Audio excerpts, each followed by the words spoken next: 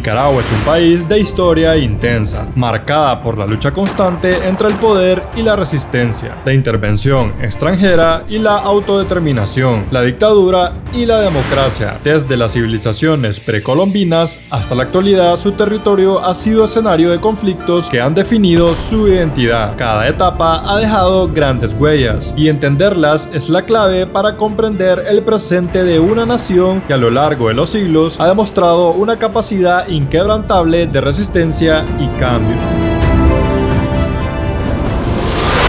Antes de la llegada de los españoles, el territorio que hoy conocemos como Nicaragua estaba habitado por una gran diversidad de pueblos indígenas, cada uno con sus propias costumbres, lenguas y formas de organización. Estas civilizaciones precolombinas se desarrollaron a lo largo de siglos, adaptándose al entorno y creando sociedades complejas que dejaron huellas en la historia del país. Las primeras evidencias de presencia humana en Nicaragua datan de al menos 10.000 años atrás. Se han encontrado herramientas de piedra y restos arqueológicos que sugieren que los primeros habitantes eran grupos de cazadores-recolectores. Con el tiempo, estos grupos evolucionaron hacia comunidades agrícolas, estableciendo aldeas y sistemas de comercio. Fue en esta época cuando comenzaron a consolidarse las culturas que dominarían la región hasta la llegada de los conquistadores. Uno de los pueblos más importantes fue el de los nicaraos, quienes hablaban náhuatl y tenían una fuerte influencia de la civilización azteca. Se asentaban en la región del Pacífico, cerca de los lagos de Nicaragua y Managua, donde encontraron suelos fértiles para el cultivo. Su economía se basaba principalmente en la agricultura, con el maíz como su principal cultivo, aunque también sembraban frijoles, calabaza y cacao. El cacao, además de ser consumido en bebidas rituales, era utilizado como moneda de cambio en sus intercambios comerciales. Los nicaraos vivían en cacicazgos, estructuras políticas gobernadas por un jefe o cacique. Cada comunidad tenía su propio líder, quien administraba justicia, dirigía ceremonias religiosas y organizaba las actividades económicas y militares. Su sistema social estaba claramente estratificado, con los guerreros y sacerdotes en lo más alto de la jerarquía, seguidos por los agricultores y artesanos, mientras que los esclavos y prisioneros de guerra ocupaban el nivel más bajo. La religión desempeñaba un papel central en su cultura. Creían en la existencia de varios dioses, siendo los más importantes aquellos relacionados con la lluvia, el sol y la fertilidad. Los sacerdotes eran los encargados de realizar rituales y sacrificios para asegurar el favor de los dioses. Al igual que otras civilizaciones mesoamericanas, los nicaraos practicaban sacrificios humanos, aunque en menor medida que los aztecas. Además de los nicaraos, en Nicaragua habitaban otros pueblos con diferentes orígenes y costumbres.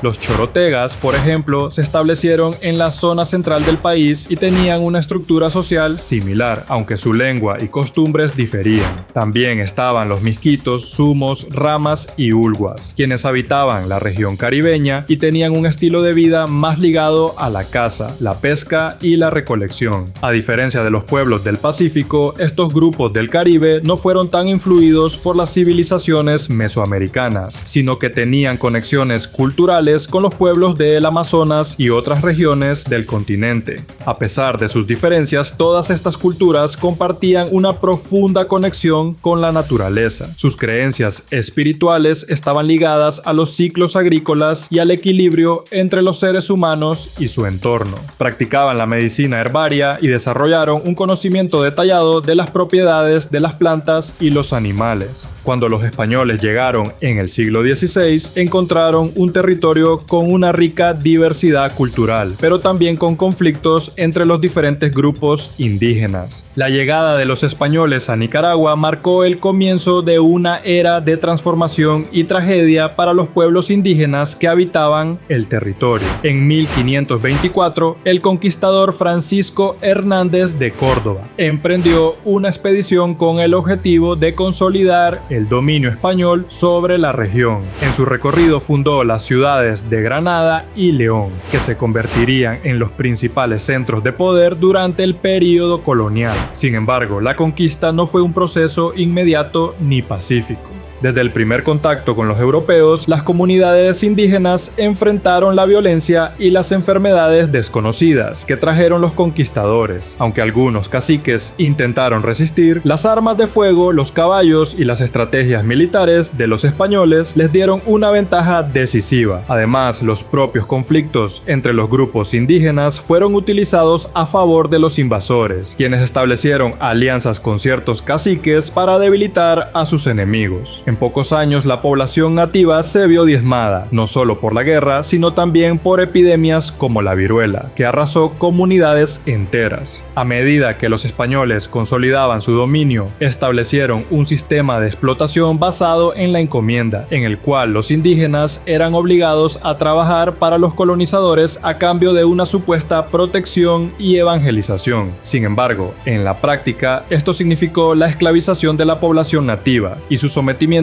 a condiciones inhumanas. Muchos fueron enviados a trabajar en las minas o en las plantaciones agrícolas, mientras que otros fueron vendidos como esclavos en lugares tan lejanos como Perú. La brutalidad de este sistema llevó a una drástica reducción de la población indígena, lo que obligó a los españoles a importar esclavos africanos para suplir la mano de obra. La evangelización también fue una herramienta clave en el proceso de conquista. Los frailes y sacerdotes enviados por la corona española se encargaron de destruir los templos y símbolos religiosos indígenas, reemplazándolos con iglesias y la enseñanza del cristianismo. Aunque algunos pueblos lograron preservar ciertos aspectos de su cultura en secreto, la mayoría se vio forzada a adoptar la religión y las costumbres impuestas por los colonizadores. Durante el período colonial, Nicaragua quedó bajo la administración del Virreinato de Nueva España, aunque en la práctica dependía de la Capitanía General de Guatemala. Esta subordinación hizo que el desarrollo económico del territorio estuviera limitado, ya que las principales decisiones se tomaban en la lejana ciudad de Guatemala. La economía se basaba en la producción agrícola, con cultivos como el cacao y el añil, que eran exportados hacia España. Sin embargo, la riqueza generada por estos productos no beneficiaba a la mayoría de la población, sino que se concentraba en manos de la élite colonial compuesta por españoles y criollos. La rivalidad entre las dos principales ciudades del país, Granada y León, comenzó a gestarse en esta época. Granada, ubicada a orillas del lago Cocibolca, se convirtió en un próspero centro comercial dominado por los conservadores, mientras que León, con una población más inclinada hacia el pensamiento liberal, se consolidó como el centro político e intelectual del país. Estas tensiones entre ambos sectores marcarían la historia de Nicaragua durante los siglos venideros. A lo largo de los años, la corona española impuso altos impuestos y restricciones comerciales que generaron descontento entre la población criolla. Con el tiempo, este malestar se convirtió en un sentimiento de identidad propia que allanó el camino hacia los movimientos independentistas. Inspirados por la Revolución Francesa y las guerras de independencia en otras partes de América Latina, los criollos comenzaron a cuestionar la autoridad española, aunque todavía no se atrevían a desafiar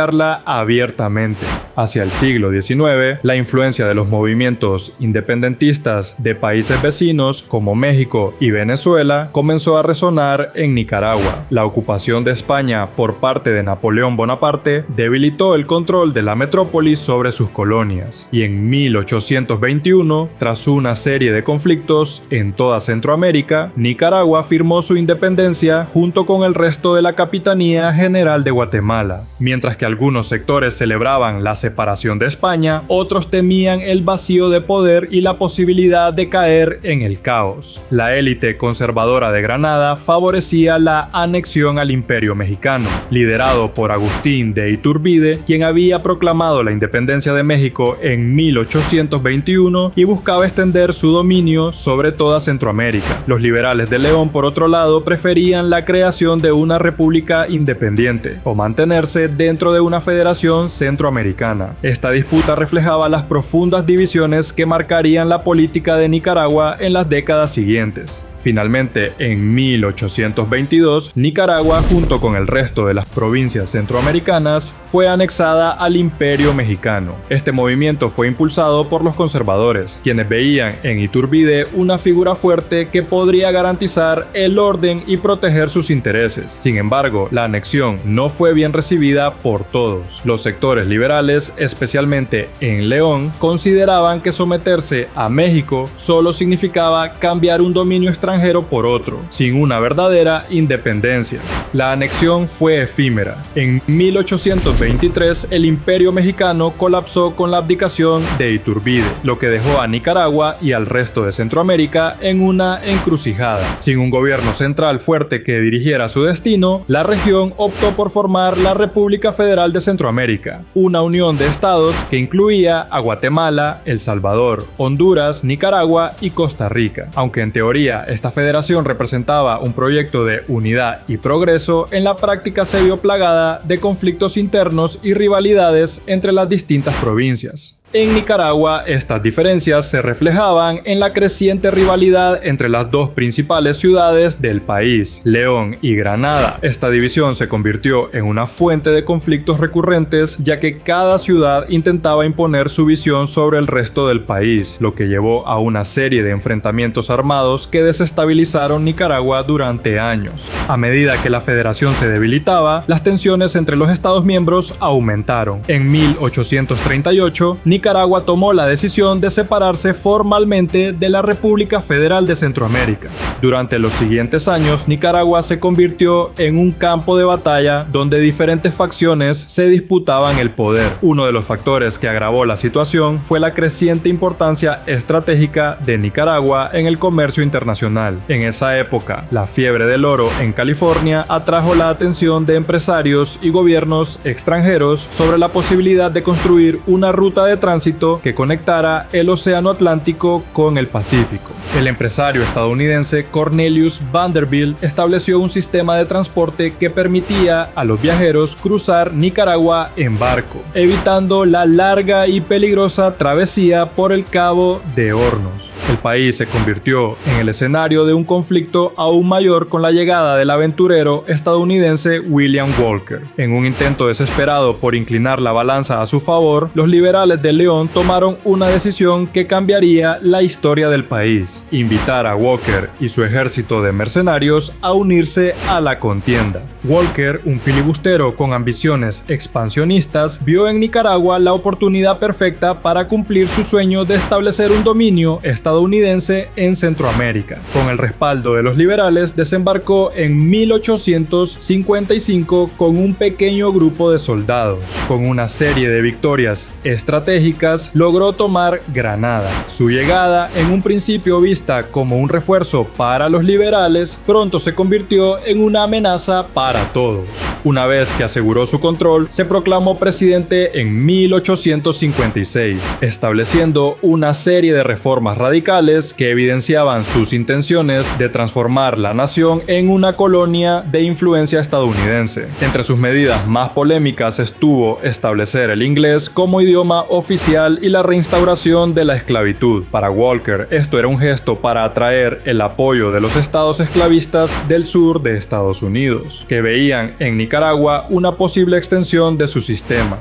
Costa Rica, Honduras, El Salvador y Guatemala formaron una alianza para expulsarlo, iniciando una guerra regional contra su régimen. El presidente costarricense Juan Rafael Mora tomó la delantera en la resistencia y envió tropas para enfrentarse a los filibusteros. La batalla más emblemática de esta lucha fue la de Santa Rosa en Costa Rica, donde los costarricenses lograron la primera gran derrota de Walker y marcaron el comienzo de su caída. Los mismos liberales que lo habían invitado al país se dieron cuenta de su error y se unieron a la causa para expulsarlo. La batalla final se libró en Rivas en 1857, donde las fuerzas centroamericanas lograron sitiar a los filibusteros y obligarlos a rendirse. Walker se vio forzado a huir del país y se entregó a la Marina estadounidense, que lo repatrió. Sin embargo, su ambición no terminó ahí. Intentó regresar a Centroamérica en varias ocasiones, pero finalmente fue capturado en Honduras y ejecutado en 1860.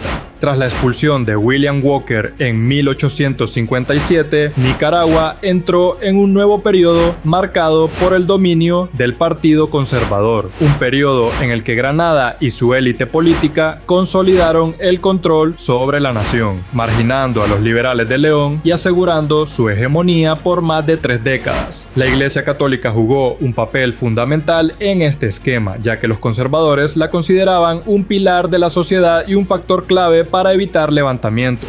Para finales del siglo XIX, el ambiente estaba cargado de tensiones y el descontento popular crecía. La idea de un cambio se hacía cada vez más fuerte, y en 1893 un levantamiento liberal encabezado por José Santos Zelaya puso fin a más de 3 décadas de gobierno conservador, abriendo la puerta a un nuevo periodo de transformaciones radicales en la historia de Nicaragua. Desde el inicio de su gobierno, Zelaya adoptó un modelo económico basado en la expansión de la producción agrícola y la apertura al comercio internacional. Uno de sus mayores logros fue la reincorporación de la mosquitia al territorio nicaragüense. Esta región, ubicada en la costa caribeña, había permanecido bajo la influencia británica durante décadas, funcionando prácticamente como un enclave extranjero dentro del país. Zelaya ordenó una acción militar que, sin un enfrentamiento abierto, logró recuperar el control sobre el territorio en 1894. Se construyeron carreteras, se expandió el ferrocarril y se impulsó la industria cafetalera, que se convirtió en el principal motor económico del país. La inversión extranjera fue promovida especialmente en el sector agrícola. Sin embargo, esta estrategia también generó roces con Estados Unidos, que veía con recelo la autonomía que Zelaya buscaba para Nicaragua.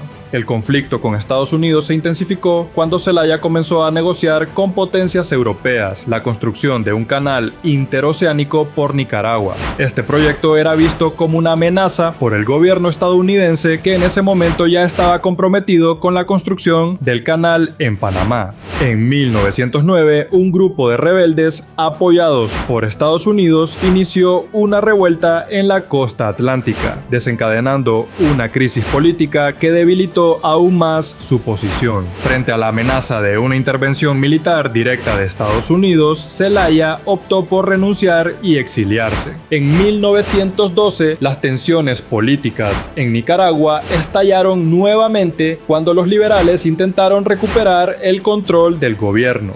Estados Unidos, preocupado, envió tropas para sofocar la rebelión. Inicialmente, el movimiento de tropas fue presentada como temporal, pero terminó extendiéndose durante más de 2 décadas. La presencia extranjera generaron un creciente sentimiento nacionalista que finalmente cristalizó en un movimiento armado liderado por Augusto César Sandino. Nacido en 1895, Sandino era un hombre de orígenes humildes que había trabajado en distintos países de la región antes de regresar a Nicaragua y convertirse en el líder de la lucha contra la ocupación.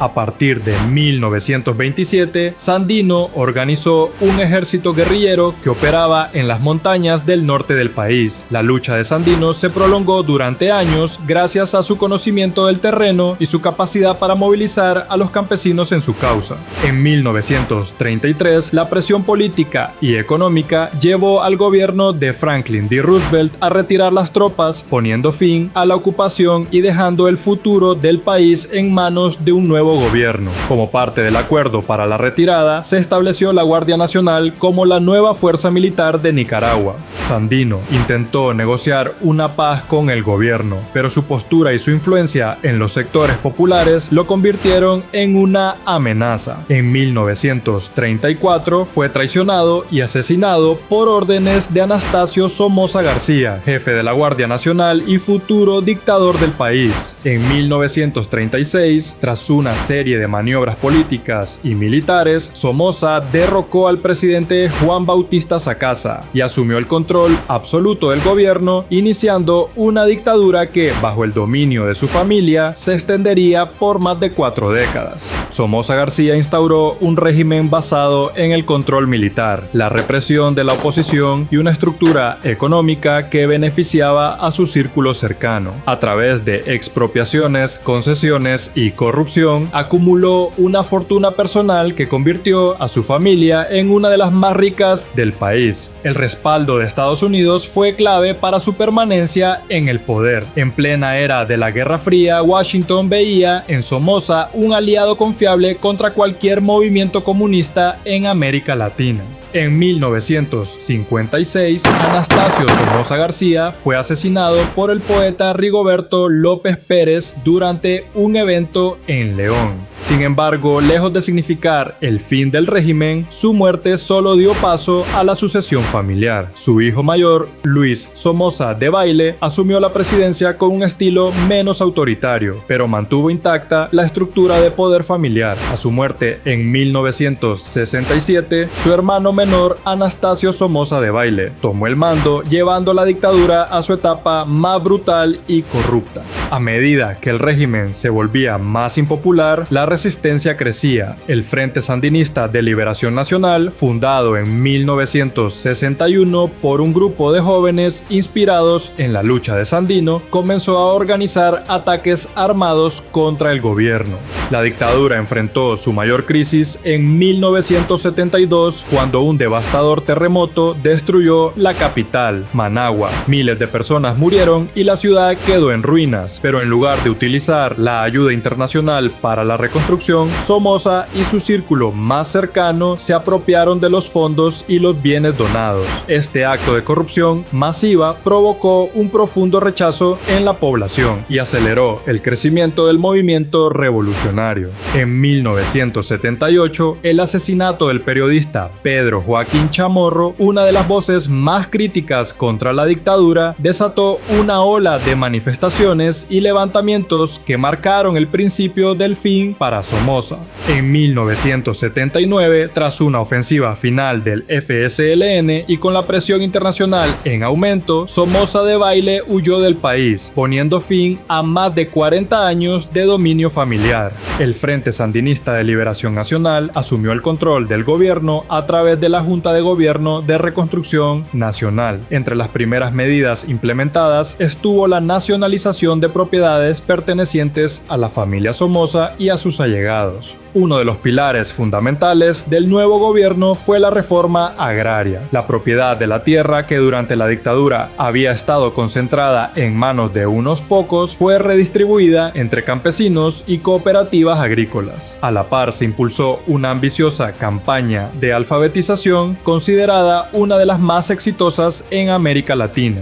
Estados Unidos, que veía con preocupación la orientación marxista del Frente Sandinista y sus relaciones con la Unión Soviética y Cuba, decidió tomar medidas para debilitar al nuevo gobierno. Bajo la administración de Ronald Reagan, Washington financió grupos de fuerzas paramilitares. La guerra civil que se desató en la década de 1980, con apoyo logístico y financiero de la CIA, llevó a cabo ataques en zonas rurales. En respuesta, el gobierno sandinista impuso medidas de seguridad más estrictas, incluyendo el servicio militar obligatorio. En 1990, tras años de presión internacional y negociaciones, se llevaron a cabo elecciones democráticas en las que el Frente Sandinista perdió ante una coalición opositora encabezada por Violeta Barrios de Chamorro. Con la derrota electoral, el Frente Sandinista dejó el poder de manera pacífica, poniendo fin a una década de gobierno revolucionario. Chamorro asumió la presidencia con el desafío de reconstruir una economía devastada por la guerra y restablecer la confianza en las instituciones del país. Uno de los aspectos más difíciles de su mandato fue la desmovilización de los combatientes de la Contra y la reinserción de miles de guerrilleros sandinistas en la vida civil. A pesar de ello, su gobierno logró sostener la democracia y establecer un precedente de alternancia en el poder, lo que permitió que en 1996 se llevaran a cabo nuevas elecciones en un ambiente de relativa estabilidad.